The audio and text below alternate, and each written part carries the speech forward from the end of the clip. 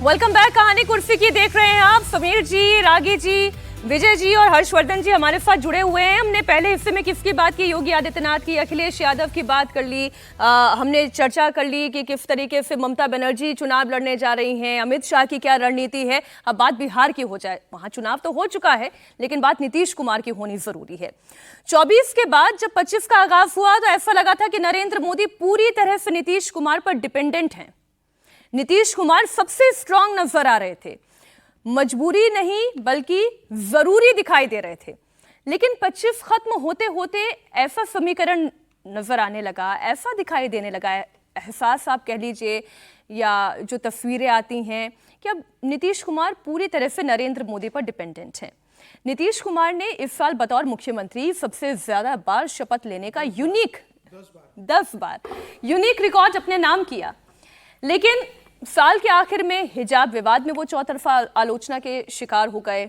उनके तबीयत को लेकर, उनके उम्र को लेकर उनके विरोधियों ने बहुत सारे सवाल खड़े किए। नीतीश कुमार को अस्थिर करने के इतने मौके देखे गए, लेकिन कोई खास कामयाबी नहीं मिली। 25 में नीतीश के बेटे निशांत की पॉलिटिकल डेब्यू पर भी खूब चर्चा हुई, लेकिन कुछ ठोस बात सामने नहीं आई। तो ऐसे में नीतीश कुमार का फैक्टर 25 के बाद 26 में कितना इंपॉर्टेंट रहने जा रहा है, इस पर बात करना जरूरी है। सबसे पहले आप ही से हर्षवर्धन जी शुरुआत करते हुए, बिहार में 25 में तो जोश बड़ा जबरदस्त हाई था और नीतीश कुमार जरूरी दिखाई दे रहे थे, लेकिन अंत होते होते मजबूरी जैसे क्यों दिखाई देने लगे? या सब चाहते हैं कि नीतीश कुमार जैसा ही एक उनको सहयोगी मिल जाए जिस पर बीजेपी का वरद हस्त हो? मीनाक्षी, ये हम लोग बात कर करके नीतीश जी को प्रासंगिक बनाए। अच्छा, नीतीश जी अब प्रासंगिक नहीं है। नीतीश जी देश के बहुत बड़े नेता हैं, लेकिन राजनीतिक तौर पर उनका अवसान जो 2020 में शुरू हुआ था अब हो गया है। कई लोग कहेंगे अरे आप कमाल कर रहे हैं, इतना स्ट्रांग नंबर के साथ अभी अभी तो जनता दल यूनाइटेड आई। वो स्ट्रांग नंबर नीतीश कुमार के नहीं है। नीतीश कुमार का उसमें बहुत छोटा सा हिस्सा हो सकता है। वो स्ट्रांग नंबर जो एंटी आरजेडी, एंटी जो डेवलपमेंट पॉलिटिक्स करने वाले थे उनके खिलाफ, राहुल गांधी के बचकानेपन के खिलाफ, तेजस्वी, उस सब का ये नतीजा है। और उसमें जो बिहारी एस्पिरेशन, इसको मैं बार बार कहता हूं कि इसको नरेंद्र मोदी और नीतीश कुमार की बजाय बिहारी एस्पिरेशन का वोट कहिए। नीतीश कुमार अप्रासंगिक हो चुके हैं। वो ऐसे ही कभी चित्रों में कभी हाथ मिलाते, कभी फूल देते, इतने भर तक ही आप दिखेंगे। वरना वो नीतीश कुमार जो राह चलते बोलते थे, भाई पत्रकार को बुला के बताने लगते थे, कह रहे तुम देखे नहीं वहां हम क्या कर दिए, पटना में अभी हम गए थे तो देखो गड़बड़ किया था, ठीक कर दिए। बता रहे हैं क्या आजकल वो ये भी नहीं बताते कि अरे वो तो हम कहे थे, आप लोग सुने थे, हमने वो कहा था ना, अरे ये सब भी नहीं बोलते हैं। इसका मतलब यह है कि नीतीश कुमार वो हैं ही नहीं जो नीतीश कुमार हैं। मैं जानता हूं कि इसको सुनते हुए जनता दल यूनाइटेड के लोग विचलित, बेचैन हो जाएंगे, लेकिन सच ये है कि बिहार में अब कहने भर को नीतीश कुमार मुख्यमंत्री है। इसको कोई स्वीकारे या न स्वीकारे। और अब नितिन नवीन भारतीय जनता पार्टी के राष्ट्रीय अध्यक्ष भी पटना से आता है, ये भी ध्यान में रखिए। गृह मंत्री तो भाजपा का। आप मेरे दिमाग का सवाल पहले पढ़ लेते हैं क्या? मैं तो ये बोलने जा रही थी समीर जी कि अभी तो बिहार में नवीन प्रयोग भी हो गया है। देखिए, नितिन नवीन आए बिहार से, नीतीश कुमार का कद बहुत बड़ा है। मतलब नितिन नवीन बच्चे उनके सामने, राजनीतिक रूप से भले ही भारतीय जनता पार्टी को राष्ट्रीय अध्यक्ष बन जाए, और जिस व्यक्ति का 40 साल का राजनीतिक कैरियर रहा हो, 1985 में पहली बार विधायक बनते हैं, 1989 में पहली बार सांसद बनते हैं, और उसके बाद एक प्रादेशिक स्तर का नेता, राष्ट्रीय स्तर के नेता का कद पा लेता है, और तमाम बड़ी राजनीतिक दल उसके सामने पानी भरते हैं बिहार के अंदर, और सबको लगता है कि नीतीश नहीं रहेगा तो हम बिहार में कुछ नहीं कर सकते। वो नेता 40 साल लगातार केंद्र बिंदु बना रहा, चाहे फिर अटल बिहारी की केंद्र की सरकार रही हो तो बिहार में रहे हो, चाहे प्रधानमंत्री मोदी रहे हो, चाहे लालू प्रसाद यादव के साथ जाए, नीतीश जिसके साथ गए सत्ता उसके साथ रही। यह नीतीश कुमार का एक राजनीतिक रहा, और मुझे लगता है ऐसे राजनीतिक नेता दुर्लभ है जो 40 साल सत्ता में रहे, बने रहे। बहुत ज़्यादा कंट्रोवर्सी में बहुत पड़े नहीं, बाद में उनके जीवन में जरूर कंट्रोवर्सी आती गई, लेकिन परिवारवाद का उनके ऊपर आरोप नहीं लगा, कोई करप्शन का आरोप नहीं लगा। 10 बार के मुख्यमंत्री बनना, केंद्र मंत्री बनना, इतना लंबा राजनीतिक जीवन लेकर नीतीश कुमार चले। अब ठीक है, इस उम्र में आके तो उनका निश्चित रूप से एक अवसान का समय आता है कि उनका स्वास्थ्य साथ नहीं दे रहा, उम्र भी लगभग हो गई है। लेकिन मुझे लगता है कि नीतीश कुमार का जीवन अगर देखें तो नीतीश कुमार के लिए सारे साल बहुत अच्छे रहे। सिर्फ ये नहीं कि 2025 अच्छा गया कि वो मुख्यमंत्री बने। नीतीश कुमार को 1985 से लेकर 40 साल तक अगर आप राजनीतिक जीवन देखें, हर साल उनके लिए अच्छा रहा। कोई भी राजनीतिक केंद्र में सरकार सर, बनी जो हो, 10-10 बार मुख्यमंत्री पद की शपथ ले ले, लेकिन उनकी योग्यता है ना ये कि वो सभी जानते उसके थे लिए कि बुरा बिना क्या है? नीतीश सब के हम भलाई है। बिहार में कुछ नहीं है। ये भी तो आपकी बहुत बड़ी यूएसपी ना, ताकत है मैं तो कि कह रही आपके हूं, बिना सर। कोई सरकार नहीं बना सकता। बिल्कुल। भले ही आप केंद्र में कितने पावरफुल हो, बिहार में तो आपको नीतीश कुमार के सामने ही पानी पीना है बैठकर। जो व्यक्ति अब इतने बड़ी नीतीश कुमार ताकत जिस बना हो, पार्टी के साथ खड़े हो जाए उस पार्टी की और पॉवर बारह हो आज जाती भी है। उसकी ये इसमें ताकत है कि किसको इतना बीमार संशय है? मानने के बाद भी जी। सबकी मजबूरी है कि नीतीश कुमार को मुख्यमंत्री बना के रखना, ये तो उनकी ताकत है मुझे लगता है। तो नीतीश कुमार फिलहाल अभी बने रहेंगे। अब कब तक बने रहेंगे ये उनके स्वास्थ्य पे और गठबंधन की राजनीति पर निर्भर करता है। सर कोई कमेंट, बने रहेंगे? बने रहेंगे जब तक वो चाहेंगे। वो कौन? नीतीश कुमार जी अच्छा। चाहेंगे। और जो अभी कारण मुझे गिनाए लगा गए वो बिहार मतलब बिहार में बीजेपी वाले वो। बिहार में चुनाव में जीत के जितने कारण हो सकते हैं वो सब कारण शामिल हैं। जी।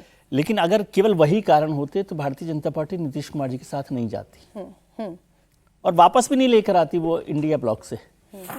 भारतीय जनता पार्टी को समझ में आ गया कि बिना नीतीश कुमार की ये नैया पार नहीं हो सकती। पटना की गंगा का बहाव तेज है और उसके लिए एक ऐसा अनुभवी नाविक चाहिए जो नीतीश कुमार है, और भारतीय जनता पार्टी के पास ऐसे नाविक नहीं है। ये सच है और हम सबकी चर्चा से प्रासंगिक नहीं है, वो भारतीय जनता पार्टी की वजह से प्रासंगिक है।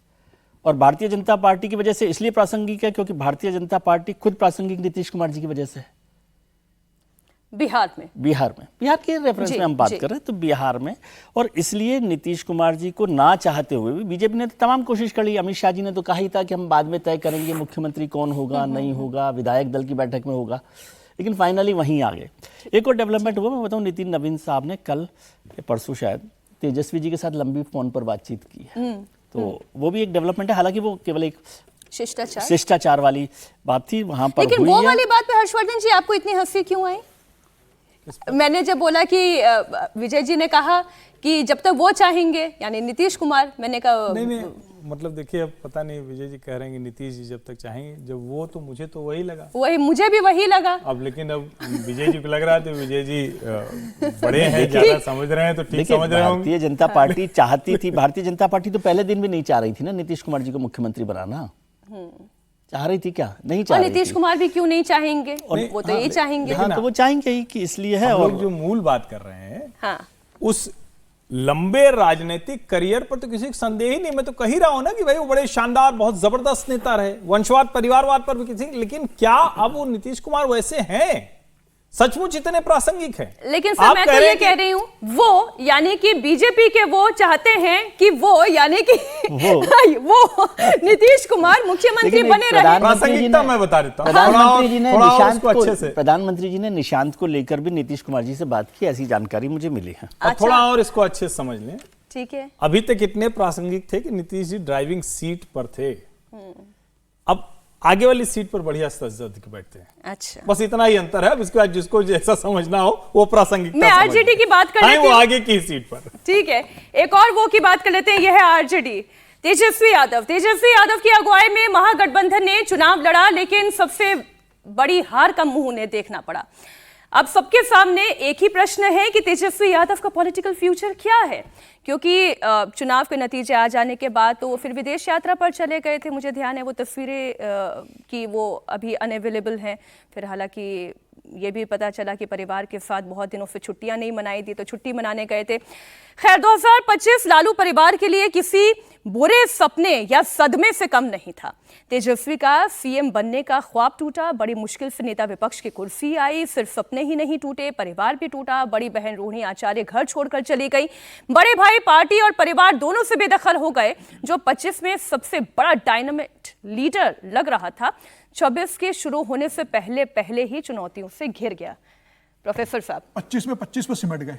25 पे 25, अच्छी लाइन है। प्रोफेसर साहब कुछ कहें उसके पहले एक चीज है कि आप लोग, भाई कल्चर है ये, फिर कह रहा हूं कल्चर है ये। क्रिसमस की छुट्टी बहुत से लोग मनाते हैं हफ्ते 10 दिन की, बस इतना ही था।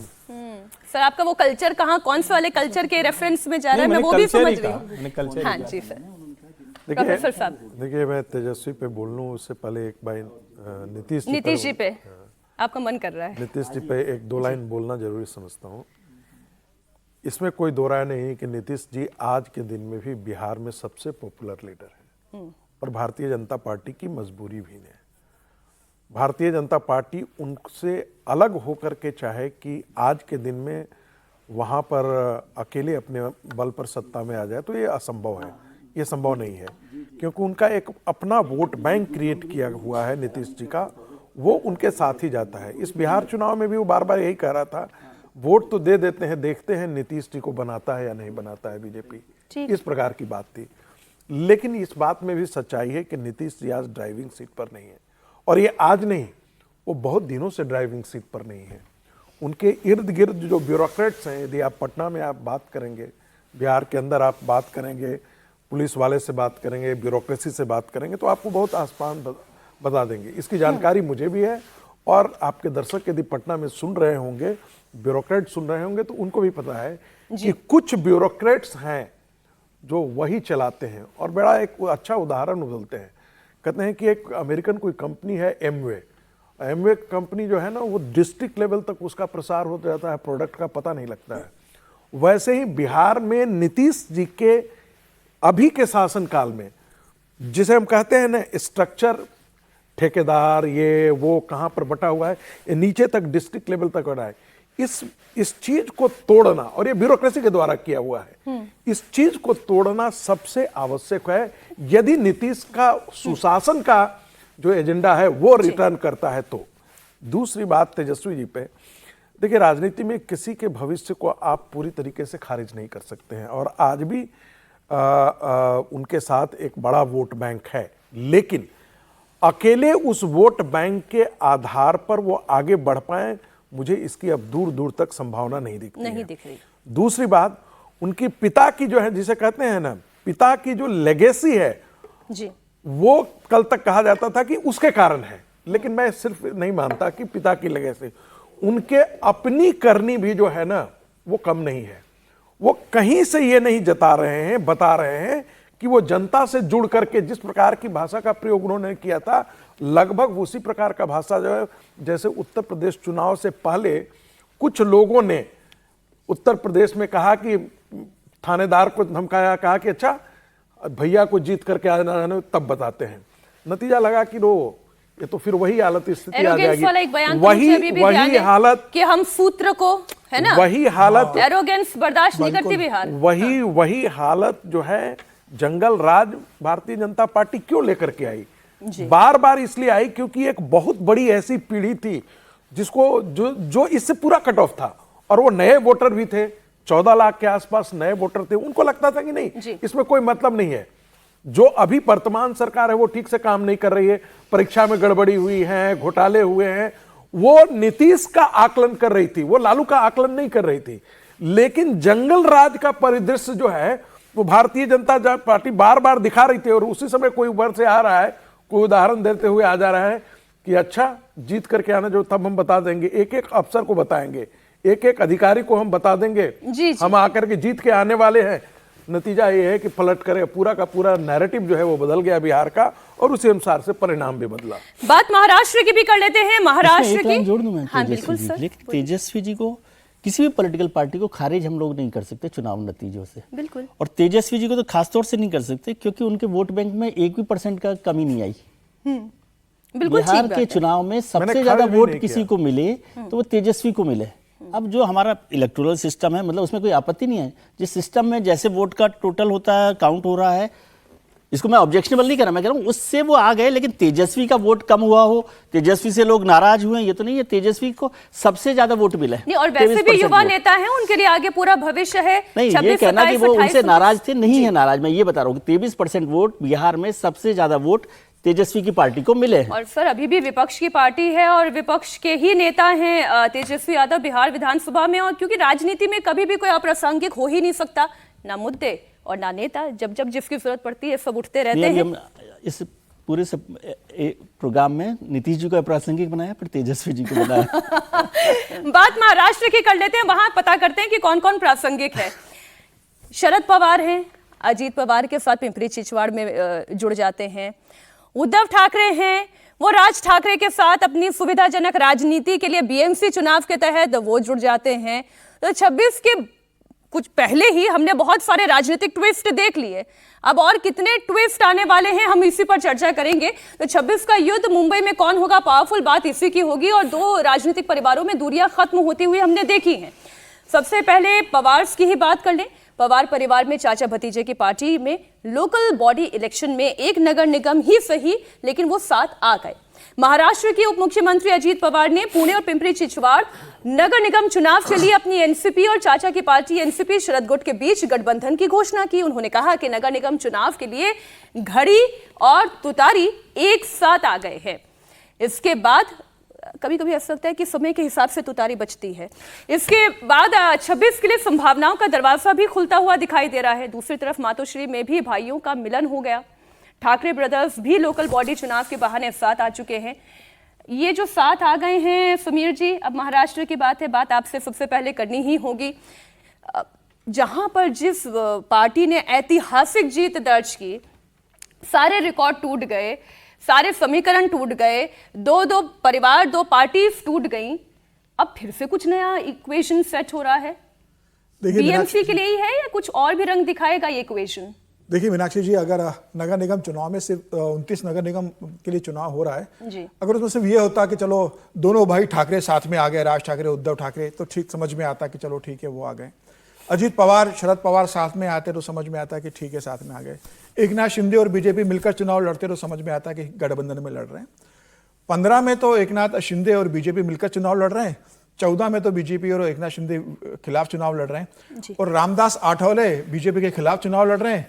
कहीं जगह बीजेपी और शरद पवार का गठबंधन है, कहीं जगह उद्धव ठाकरे का और कांग्रेस का गठबंधन है, कहीं पर वंचित बहुजन आघाड़ी अंबेडकर का कांग्रेस का गठबंधन है, कहीं बीजेपी का कांग्रेस का गठबंधन है, पार्षद लेवल पर समर्थन दे दिया है। तो इतनी खिचड़ी है कि कौन किसके साथ है आप यह नहीं कह सकते हैं। एकनाथ शिंदे कई सीटों पर उद्धव ठाकरे के साथ चुनाव लड़ रहे हैं। भारतीय जनता पार्टी ने कई जगह कांग्रेस के साथ मिलकर वंचित बहुजन आघाड़ी के उम्मीदवार को समर्थन दिया है।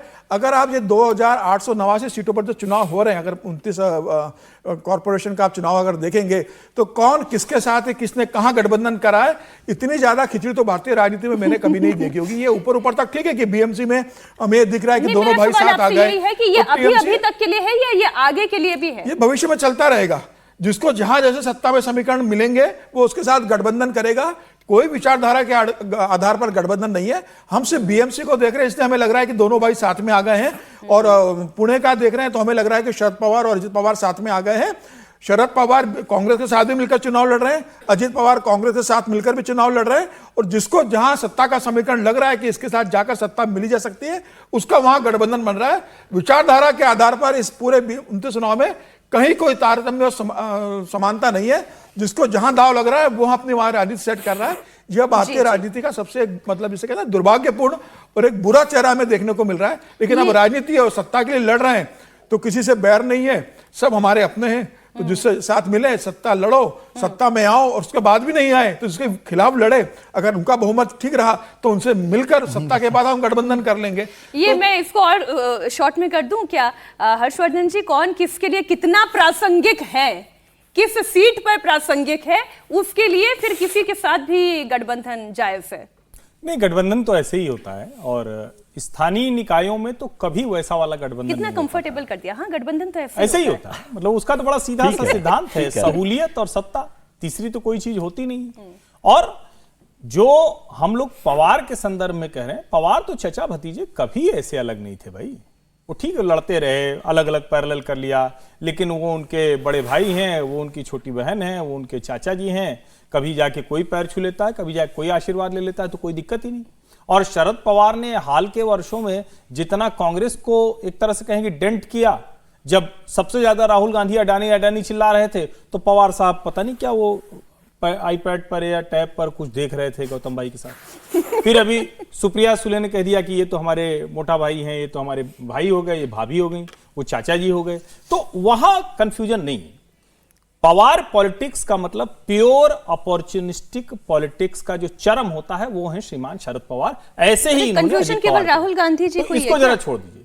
उद्धव और राज क्यों आए? क्योंकि अब वो एकदम ही किसी लायक नहीं रह गए। अच्छा, मतलब इतने कमजोर हो गए हैं कि अब उनको लगता है कि जो एक समय में सब कुछ मातोश्री से तय होता है तो लोग मातोश्री भूल जाएंगे क्या, और अब फिर अभी विजय जी टोक देंगे, लेकिन अप्रासंगिक हो गए। अप्रासंगिक लोगों का गठजोड़ है, चाहे वो राज ठाकरे हो अप्रासंगिक हो गए, चाहे वो उद्धव ठाकरे हो अप्रासंगिक अगर इस हो गए, कार्यक्रम में चाहे आज वो का- शरद पवार हो अप्रासंगिक हो गए। जी। तो अभी जो है वहां की राजनीति सिर्फ और सिर्फ देवेंद्र फडणवीस की इर्द गिर्द चल रही है जी। कि देवा भाऊ का कद इतना बड़ा ना हो जाए कि हम सब शून्य हो जाएं, इसीलिए अलग अलग तरह के कि गठजोड़। हम सब अप्रासंगिक हो ना जाए। अगर हो। आज का कार्यक्रम का कोई शब्द अगर होता तो मैं ये बोलती कि प्रासंगिक और अप्रासंगिक एक प्रासंगिक शब्द जो है सबसे ज्यादा प्रासंगिक है। लेकिन वाकई- हर्ष जी ने जो एक बात कही ना वो अच्छा बहुत सर, इंपॉर्टेंट जी, है जी, कि जी। गठबंधन को लेकर दो बड़े कारण है, एक सत्ता सहूलियत जो बात कर रहे हैं और दूसरा कमजोर होना। यदि आप कमजोर नहीं है तो क्यों गठबंधन करेंगे किसी के साथ? तो सब लोग कमजोर मिलकर कर रहे हैं, और अरविंद जी के शब्दों में कहें तो सब मिले हुए हैं जी। ठीक है सर।